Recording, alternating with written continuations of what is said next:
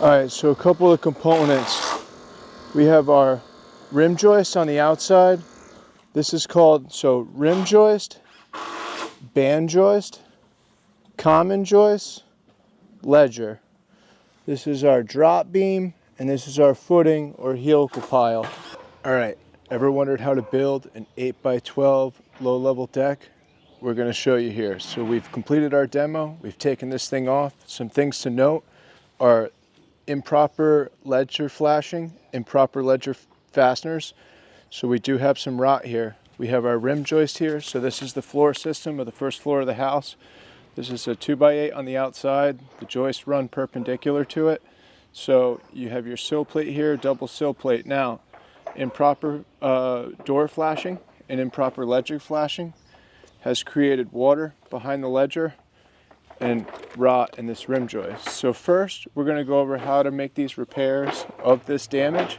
Then we're going to go over how to put the door back in correctly, flash the door properly, get this all sealed up weather tight, and then attach a new ledger board with correct ledger flashing. We're going to use a PVC ledger flashing and adhesive tape, and then we'll get to building this deck. But first, we got to make sure this structure is going to stay dry and is going to remain unrotted, so we have proper fastening to hold this deck up against the house. Yep, so we're doing layout here. So what they've done is, this is going to be 8 feet deep off the house. We're going to run a drop beam at 7 feet off the house and have a 1-foot cantilever. So they set these lines using these batter boards to 7 feet off of the foundation. Then what they're going to do is pull the width of the deck from a center mark on that door. They're going to take that dimension and this dimension, and they're going to get the diagonal measurement of that to find center of this line. Now that marks their center. So that is a squared plus b squared equals c squared, also referred to as it's the hypotenuse of a right triangle, or it's the 3-4-5 method, 6-8-10 triangulation square. So they're going to take their center mark, that'll be the center footing, and then they're going to space 2 outside footings off of that center footing. That way the footings will be square to the deck. So what they're going to do is they're going to pull their 6 feet for half the width. We have our 7 feet coming out. So I like to use this Construction Master Pro app. This is really easy for me to say. A 6-foot rise and a 7-foot run has a diagonal measurement of 9 foot 2 5/8. So that's going to be our diagonal measurement to find square. So all we do is take our tape measure. You got 6 feet that way, you got 7 feet this way, and then you pull 9 feet 2 5/8 from his outside mark. So I'm going to make sure I'm using the correct side of the tape. So he's got the right side of the tape on the foundation. So I'm going to come over here and I'm going to get 9 2 5/8. Wherever that 9 2 5/8 intersects this line is going to be the center of my foundation of my beam. So from there, we'll mark that. Now we're using helical piles, but for concrete footings, you're going to want to do the same method. I'm going to go ahead and we're going to mark that plane. And then what I like to do is, especially if you have a lot of footings, is I'll always want to pull the tape right out and then mark all the footings off of one run. Okay? So what we're going to do here, our deck is 12 feet. We're going to want to have a foot cantilever over our footing for the beam on either side.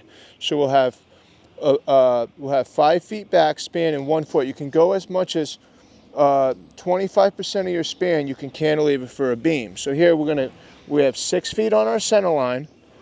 We're going to go 11 feet and 1 foot. Okay?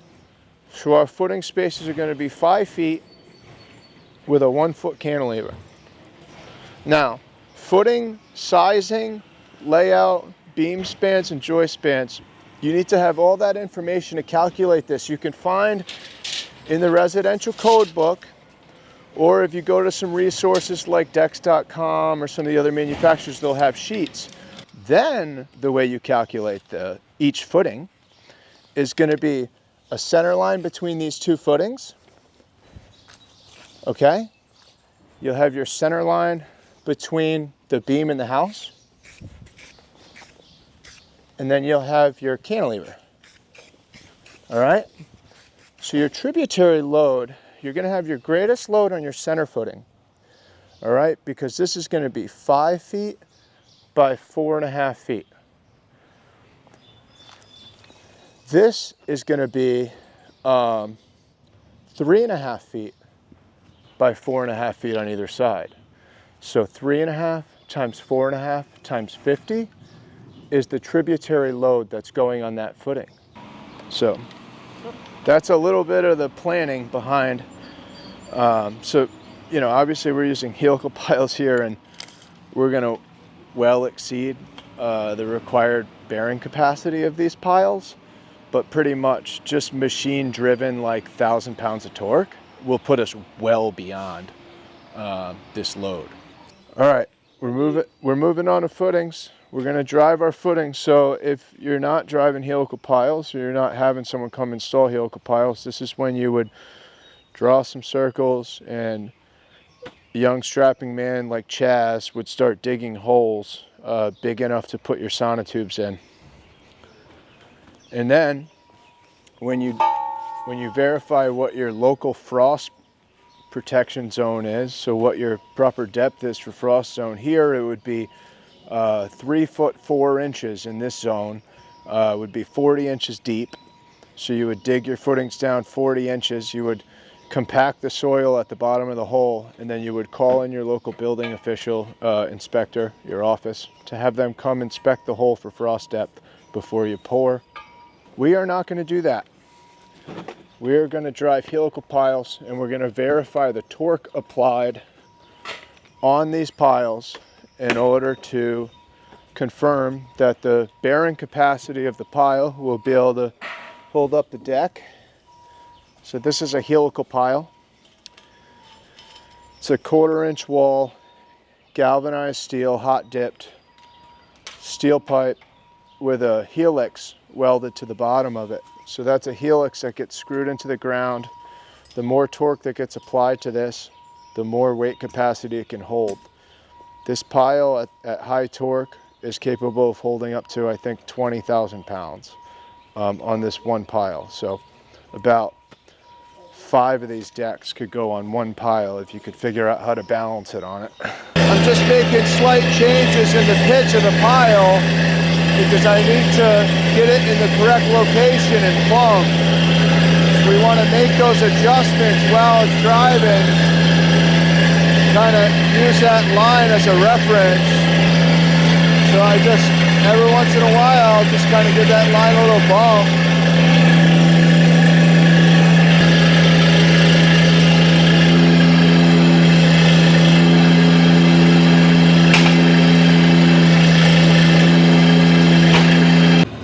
Nice fucking setup, Bob. Pretty good, huh? Oh yeah.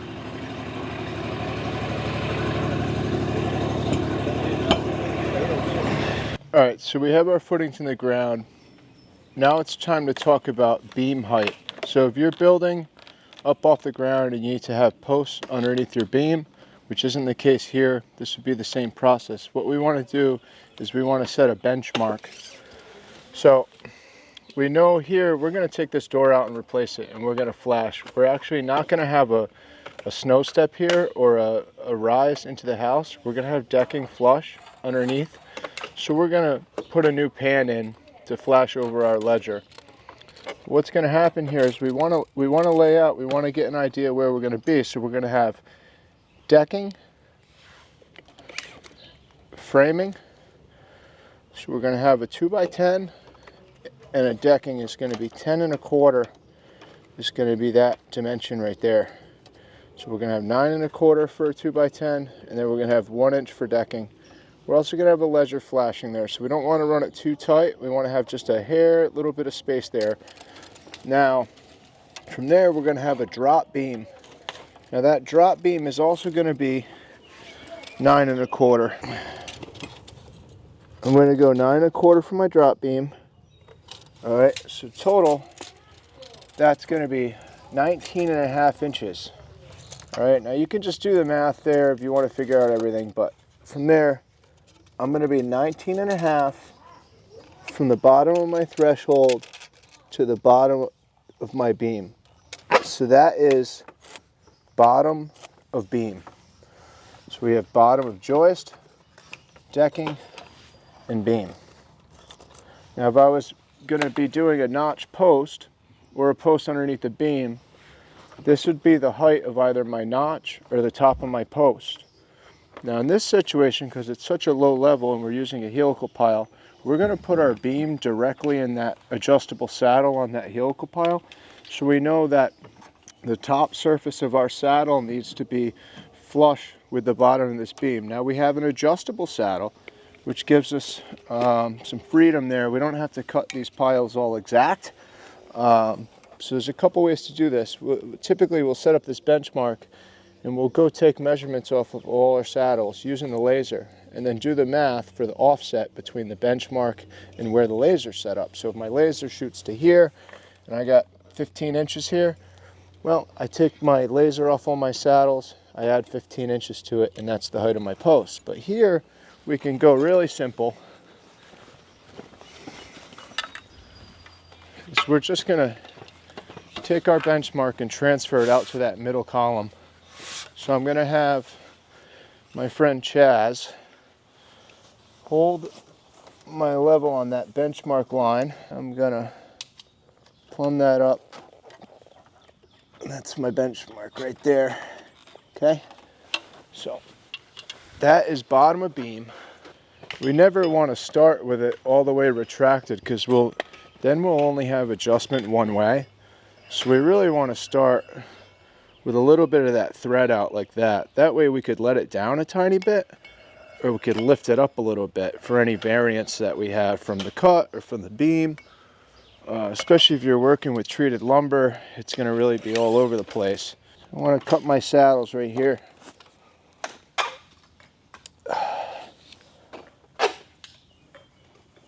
Okay, and we're going to transfer that over to either side.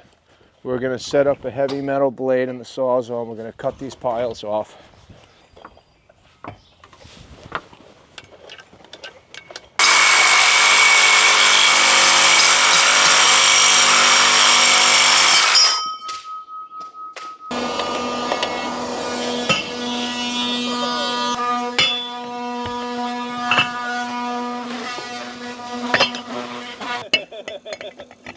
Trick shots. Okay.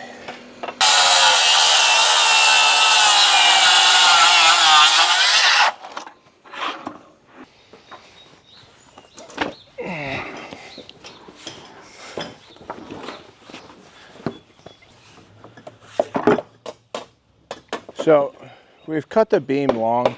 I always, when I can, I just cut the beam long, we'll get it leveled up, we'll get the box on top of it, square up the joist, and then we'll cut the beam off. It's just easier than trying to be hyper accurate with the location of the beam. We're gonna have to cut it anyways. We might as well cut it after we square up the box.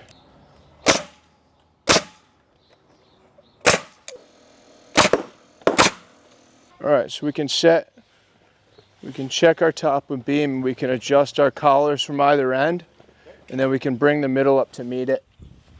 This is bottom of joist right here.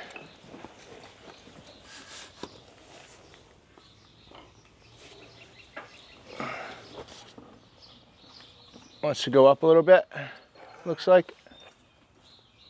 Yeah, it wants to go. Yeah, Yep, so just turn that collar. Yep, that way, yep. You want a slight fall on it, okay? So you want the bubble facing me. And that's it. Bubble is dead. Nice. I'm going to bolt these in place. We can make fine adjustments with the saddles later if we want. We're not going to screw the collar into the pile yet. We'll get our box on it, and once we get squared up and everything's good, then we'll put those bottom screws, and that's what locks in the adjuster. There's a couple ways of going about this for the actual depth. One way that we do a lot is we would set our ledger and joist, run them long, and then square the box, block it to the beam, and just start decking it. We would deck out from the house, get to our second to last board, third to last board, and then do quick math to cut all the joists off with a straight line, and then put our rim joist on and finish the deck. Or we can use the dimension of the board, the dimension of the spacing of the clip, do some math, figure out overhang, fascia, rim joist, cut the joist to that length, and then put them. So in order to do that, you need a nice straight, you gotta check your rim joist or your sidewall to make sure it's straight, because you don't want, if the house has a bow in it, you don't want to transfer that bow to the outside of the deck. So a couple things to think about there, but since we're waiting on some materials so we can repair this sidewall, the best thing we could do is find things to keep us busy, one of which would be cutting all the common joists to length, getting them installed, getting them ready to install. So just a little bit less. Yeah, go ahead. So a typical composite deck board's 5.5 inches. Our clip spacing on our camo wedge clips is 3/16. So you can see, the one thing to keep in mind is that the space actually happens off the bottom of the board. So if any of your boards have a smaller profile on the bottom than the top, it's something to think about, is to measure the bottom of that groove, because that's where the spacer is. So we have 5 3/8 on these boards, all right? So at 5 3/8, we're gonna add 3/16 to that. That's 5 9/16. That's our total run of each board. What we'll do, if we have 12 feet and we divide that by 5 inches and 9/16, that's going to tell us that we're going to want 26 courses, because it's 25.8 even at 12. So if we do 26 times 5 inches and 9/16, we're going to be 144 and 5/8 total length. So we've taken our total run of decking, we subtracted our rim joist, our ledger, and our overhang and fascia. And that gives us our common joist length of 140 and 3/8. So 140 and 3/8 is going to be Chaz's common length, and we're also going to cut a ledger and a rim joist so we can do our layout, so we can get to laying out the joist next. We can do it on the bench, and then we can transfer that to the wall. So we are using OC lumber. This is a product manufactured by Owens Corning. This is a HDPE deposit. It's a high density polyethylene and mineral composition. It then has a fiberglass reinforcement, and you can see that tape in there kind of comes around the corner, and then it has a cap for aesthetics. It comes in 7 colors, but what this is a lifetime warranty, rot, rust, insect, twist, warp, crack proof product. We can put this in the ground, we can put it in salt water, we can put it anywhere. It has similar loading capabilities to pressure treated lumber, but it's aesthetically pleasing, and it also, you can see it over here in white. This is what we're going to use for the stair stringer. So this is the same product in white. We get a lot of comments on the internet about, like, they think that we're painting lumber black. Or where do we get that black lumber? And it's actually a composite product with a lifetime warranty. So this is our solution to all of this, like new treated, new growth lumber that is failing. We've had very expensive properties that we've gone in and had to take down decks that were built within the last 5 or 10 years because the products were all failing due to the structure failing. This is everything to a project. If the structure fails, everything fails. And, you know, if we're going to be buying a $120 deck board and a $300 section of railing, to really put it on a $20 or $30 joist that might only last for 10, 20, or maybe 30% of the lifetime of that finished product, it makes no sense. And also very flat, very consistent. There's a lot of reasons. This is everything lumber wishes it was, and that's why we use it.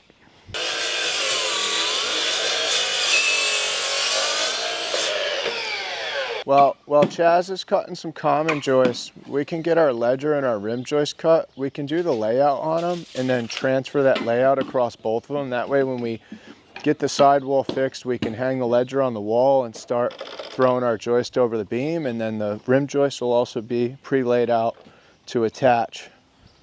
We're going to be 12 feet overall on our width.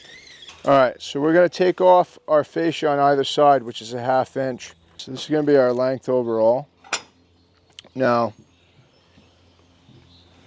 instead of doing flat blocking here, we're going to have an attachment at the house that we're going to need to block. And we're going to have an attachment out here that we're going to need to block. And if we do a flat block, we'll have to do infill on either side. So we have a couple of options here. We can either do a triple joist on either end, or we can do you know, a flat block or ladder blocking. But here we're just going to do a triple joist on either side because it makes it much easier for us to make our attachments for our railing posts. So we're pretty much going to be 1.5 inches, 3 inches, and 4.5. That's going to be the outside perimeter. It's going to be a triple.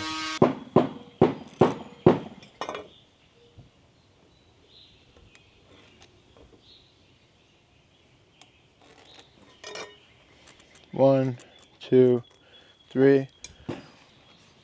Now, if I'm 12 on center, since I'm going to have a triple on this side as well. Now, granted, this decking is rated at 16 on center for residential. So sometimes we might take this into consideration that at 12 on center, I'm going to end up with a joist like right on the inside of my triple here. So it would be this, right? And I'd end up with almost like a quad here.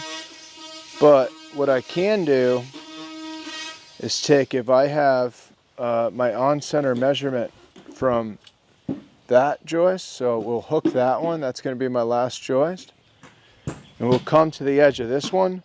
I have 135.5, so instead of doing 12 inches on center here, because I have some tolerance, I could do 135 inches, and I could divide that by 12. I'm going to end up with 11.4, so I'm actually going to go 135 inches divided by 11 is going to be 12.25. So I'm just going to frame the deck 12.25 on center. So I'm going to go 12.25, 24.5, 36.75, and then I'll go 49. Pretty much I'm just adding a 1/4 inch.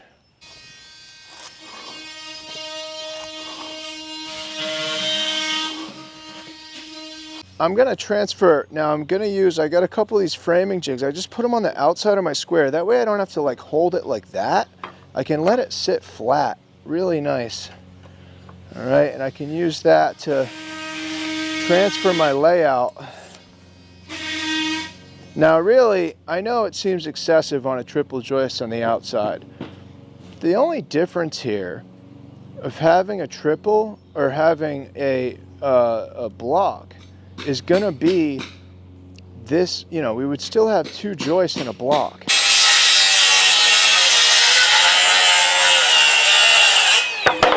$10, $12, $14 commons. Yes, sir. Well, so we got our beam set. Zach's got the rotted rim joist taken out, and there you can see those perpendicular floor joists that are running through the house to the center beam. And it's something to understand that if you're going to do a ledger attachment for a deck, it should really only be done that way when you have a solid rim joist with a conventional frame running perpendicular to the side of the house that you're putting the deck on. If we were going to put this deck on this other edge of this house, running parallel with the house joist, then we're supposed to do some additional framing on the inside, which would be in the form of tiebacks or blocking, connecting a series of that framing together in order to give their rigidity for it to hold that deck. Also, if this were a newer home that was built with an engineered joist, like an I-joist, a TGI, a web joist that has maybe not a 1.5-inch dimensional rim, but it has like a 1-inch parallam, which is pretty much like an engineered plywood, engineered wood. You can't just bolt your rim joist to it, your ledger, and call that good. It requires blocking to be installed in all of those joist bays. So you got to know what you're working with here, and too many people just go and bolt something on a house without going, verifying what they're bolting it to. It's very important. If you're not in line, sometimes you'll see a second floor deck or a balloon frame home, and you can't just bolt the ledger to studs. You can't, you have to, the way this is being bolted to this rim joist, this rim joist that's in there sits directly on the sill plate, which sits directly on the foundation. And that's why we're able to apply load to that, because with the shear strength of those fasteners with proper spacing, we're applying that load directly to that foundation. So let's see what we got here. Now,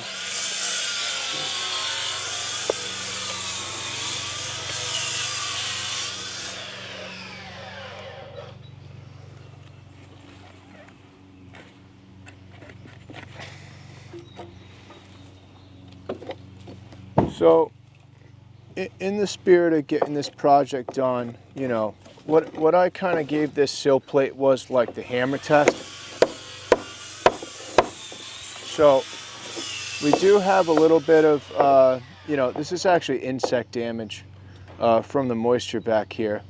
There's no insects present anymore, but out of this 5.5-inch piece of dimensional lumber, we have like less than a 1/2 inch of affected area, and then back here, like we're solid as a rock, right? Right up to this edge. So the joist is bearing on fully solid, non-damaged product, and then really we just have these short, kind of little stubby sections. So yes, we could put a temporary beam inside the basement, jack up this floor system, and replace this sill plate.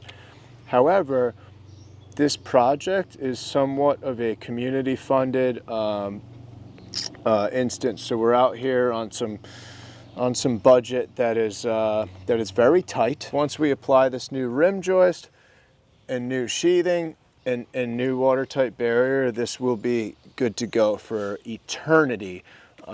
This is not going to fail structurally. This section right here, no risk. Now we've had them much worse, where if this sill plate had rot where this joist was bearing, or even like more, then I would want to take this out and replace it, because I wouldn't want this joist to be able to settle. We don't want to be counting on this rim joist to hold the load of this joist. We want this joist to bear directly through this sill plate onto this foundation. We're going to throw some blocks inside here. We're going to block in this bay, and we're going to block in that bay. That way, when we put our new replacement rim joist in, we're going to be able to fasten these ends of this seam, and it'll be solid block behind it. Matt, tight for length or tight for height? Tight for height. I can't get it in to check length.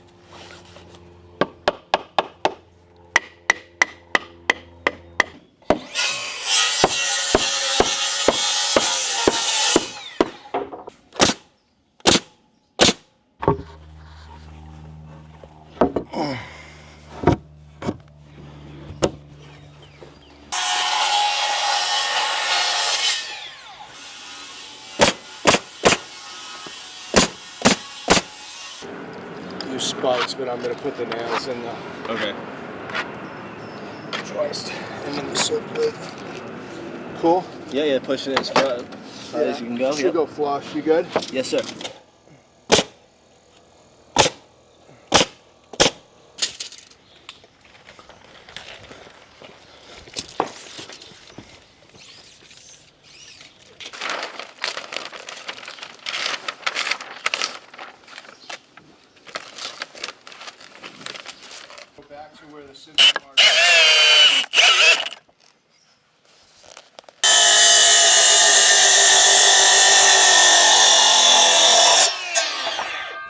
boys.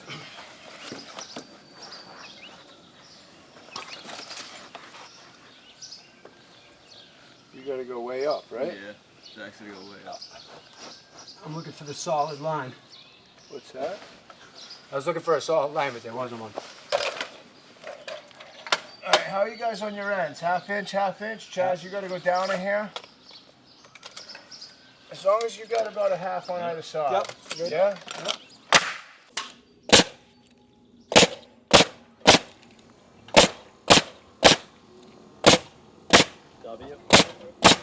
W, yep. So we're gonna just put our bolts 12 inches on center in a W pattern. So that means the code has an explanation and a diagram to show, but you want to be about 1.5 inches down, 2 inches up. 1.5 inches down, 2 inches up.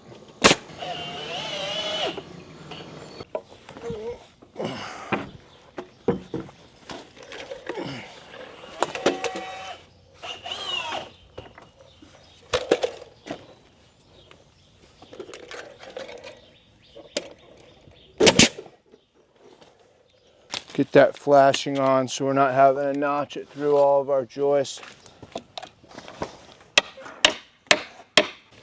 So as you can see, when you have decking flush to the door, this ledger flashing has to be cut down really low. That's why I always say the only way that you can do this right, I'm not talking about a bead of silicone to the threshold, is to take the door out and have the door pan, an adhesive or copper pan, come out over this ledger flashing and return down. I want this pan to return outside of this ledger flashing and down. That way water that comes in here can't freeze and work its way into that sliding door.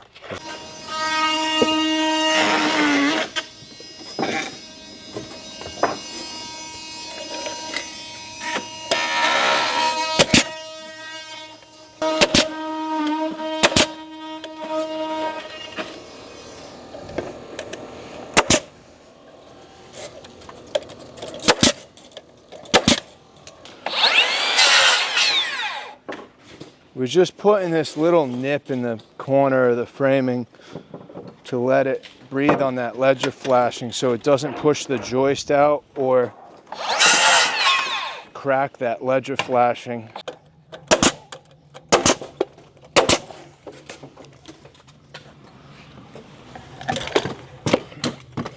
So what we're doing now is called toenailing. We're fastening the joist in place with a toenail, which is angled through the edge of the joist into the ledger. And this is fastening in place. Yes, it will take quite the load, but we are going to add a joist hanger afterwards. But this is our real connection. And the joist hanger will be a lateral restraint and load. If you held like a quarter, what would happen? Yeah, I would take that. You know? You're holding like a quarter? Yeah. Yeah.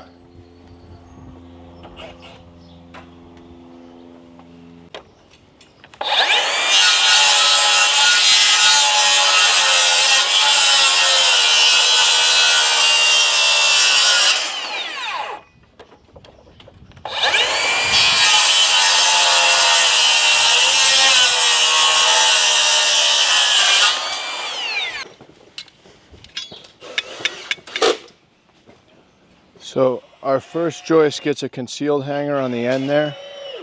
And then we're also going to want to put in this second one. That's why we wait on this outside joist, because it's easier for us to get this hanger installed without that double in the way.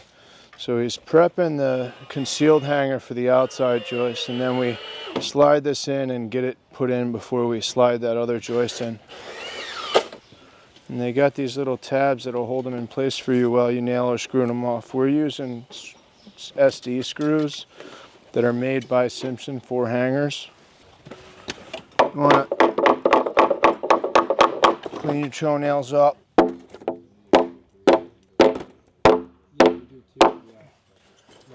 Slide your hanger up. I like to get one side in.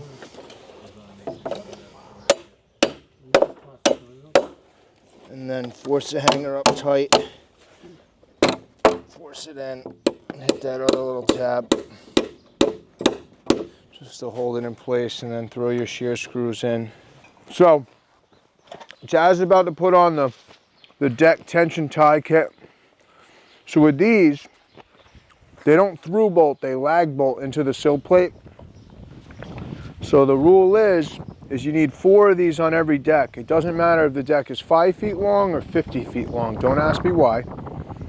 But what they do is they have to attach into the sill plate. So you gotta know where the sill plate is. Now they can either go on the bottom of the joist, or they can go on the side of the joist. And you need them within 2 feet from either end, and then 2 more equidistant spaced throughout the ledger. So here, we know our sill plate is in the lower 3-inch portion of that ledger. It's about flush with the bottom of it. So this is what you're gonna get in the kit. These are the screws that are gonna attach the tension tie to the joist, either the bottom or the side. And then this is the lag bolt. So you wanna think about this, because we want this thread, all this thread, to be in that sill plate. So since we're only going through 1.5 inches of ledger, 1/2 inch of sheathing, and then we have sill plate, we don't really need these, you know. You go like this, you're gonna know you need to burn that 2 inches. Then you're gonna have your space here, so you have all thread in the sill plate. So that positioning can vary depending on what you have, but it's usually gonna be pretty typical, right? So we'll have our burn. It's going to be 2 inches. Now see, you don't want that sticking out the back of the sill plate. So we're going to relieve that. We're going to go, if we go 3 inches away from the ledger, we'll have 4.5 inches into that sill plate. So we know the sill plate's on the bottom. We know we have to be within 2 feet of the end. So this one will work fine here. So what we're going to want to do is position it right there, like that. That way we can guide this bolt in between that notch and the hanger into the sill plate. So all he's going to do is bolt that puppy in there, screw this off, and then you can put a little bit of tension on that thread.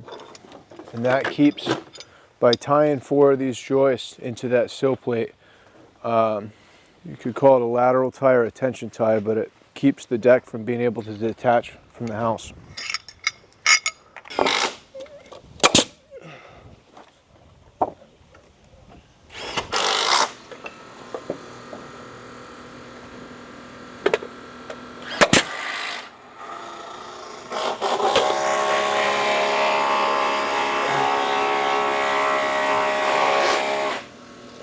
So just using a temp block here to get this flush, so I don't have to hold it while I'm trying to also get my edge nice and flush. Top edge. Get that pinned. Hold it for me while I'm negotiating this piece. Get that corner put together now. Zach's holding the end because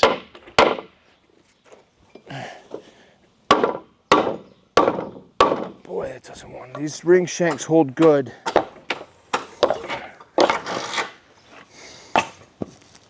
Oh shit, huh? Yeah, dude.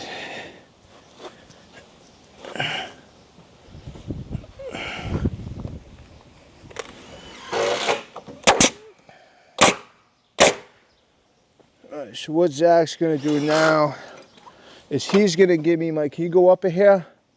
Right there? He's holding that free end. So as I line him up, he can go down a hair right there.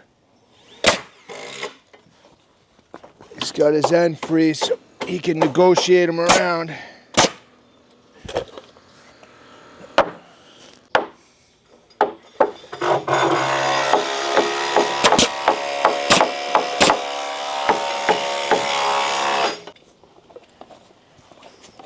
Nice.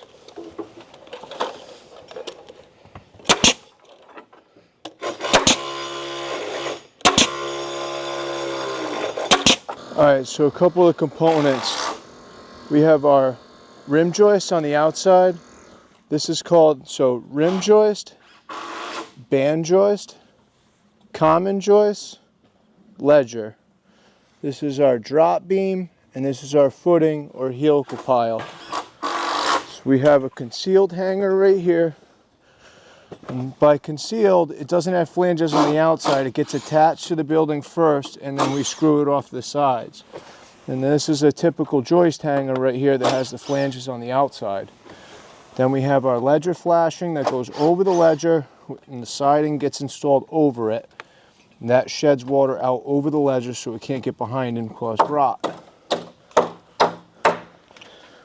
Yet to be added, we have, this is our tension tie right here. So Chaz is working on putting those tension ties on. And then we will also be adding a hurricane tie for our beam to joist connection. So once this gets squared up and checked, we'll be adding, now we can use a truss screw from the beam up into the joist, or we can use a hurricane tie like a H25 to attach the beam to the joist. We're gonna double check our square on the deck. We squared the beam. Chaz, can you move forward for a second? You good? So we're just gonna pull corners. So I got 173 1/4 to the outside corner over here. He's gonna hold it the same way he did on that side on this side. Matt, you're moving in the way right now. He bats it. Left side of blade? Yeah. Right there? Yeah. All right, it's gotta come over here just a touch. That's it. That's it? So we want the same number corner to corner. Flush? Flush. Get a load of that, please. Get a load of that. We didn't need to do diagonal. We just lined it up with our beam. Yeah, it's the same on both sides. So we got just a slight roll reveal there, slight roll reveal there. So we're nice and square. Now we know we're square. We'll check to make sure we have that little bit of fall.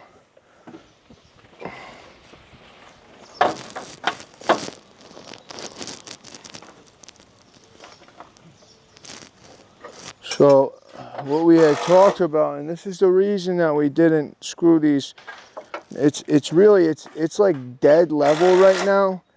I really like to have like a tiny bit of fall to this outside corner. So we can twist that saddle a little bit. We'll check it this way. Why do you like the tiny bit of fall? Now, I just don't like, if water's gonna pool on those inside treads, I just don't want it to, want to stay there. I want it to shed off the boards, because even a 5.5 inch board, this composite actually isn't bad because it does have a little bit of round in the cap, but a lot of the time, and don't get me wrong, pitching this deck 1/4 inch, it's not going to make water shed off of it. It's just the idea that we never want it to be like a negative pitch into the house. The idea behind that first board is we don't rabbit it out for the ledger flashing. So the ledger flashing will pick that first board up a tiny bit. So when most of that water comes down the sidewall of the door, it will go down that board and drip 5.5 inches away from the house. So the ledger flashing actually ends up being like a second means of protection against this sidewall water, When you're running a drop beam with a cantilever, midspan blocking is not required by code. Some will say that it is, but the blocking over the beam is. And the reason is because the way the code reads is that you need a lateral restraint, you need a method of lateral restraint at any bearing locations. So the bearing locations here are not the rim joist, it's over that drop beam. And it's also at the ledger. So the joist hanger acts as a lateral restraint at that bearing location. But here, over this drop beam, it does not. So to prevent the joist from being able to twist at the loading point, you need to put in a vertical block over the beam. And this is highly debated. There is, a lot of people will say within a certain cantilever, the rim joist will function as your lateral restraint, which, with respect to most of the projects that I've seen, it very may well work, but the code reads block over the beam at bearing locations, lateral restraint. So that's what we do. And, you know, it's kind of one of those great debates. I've heard that there is exceptions being put into the code that if the cantilever is like less than 2 feet, that the rim joist will suffice. But until I see it in text, we'll just continue to take the 20 minutes to block over the beam. Right? Right.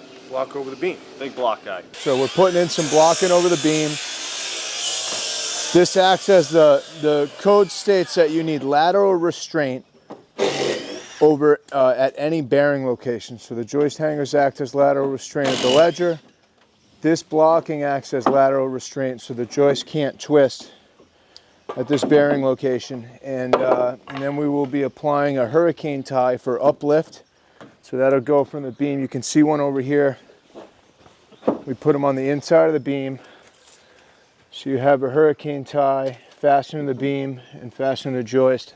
So this is your flat blocking. Again, we're using Owens Corning material. We don't worry about any standing water or rot. And this will accept the pitcher frame. The end of the field decking will land on this joist. And then we're going to add some additional blocking underneath this outside edge and the inside edge to accept the railing posts, which will be top surface down mount. So next what we can do is lay out for our stairs. We're going to get our stair rise and we can start laying out and cutting those stringers while the guys get the rest of this blocking and hardware finished up.